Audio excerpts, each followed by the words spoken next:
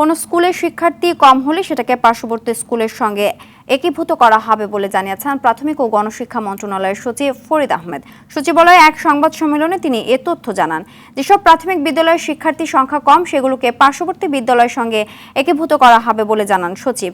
এবার 3 ক্ষেত্রে 18 ক্যাটাগরিতে 126 জন প্রাথমিক শিক্ষা পদক পাচ্ছেন জানিয়ে সচিব বলেন, প্রধানমন্ত্রীর হাত থেকে 54 জন পদক গ্রহণ করবেন।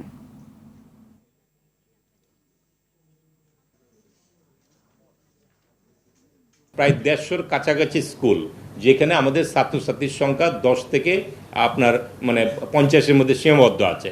কিন্তু হুট করে সকল স্কুল আমরা ওইভাবে মার্চ করে দিব না, বন্ধ করে দিব না। স্থানীয় বাস্তবতা, চাহিদা এবং স্থানীয় বাস্তবতা বিবেচনা করে সকল অংশীজনদের সাথে আলোচনা করে একদম নিড বেস সিদ্ধান্ত আমরা দিব।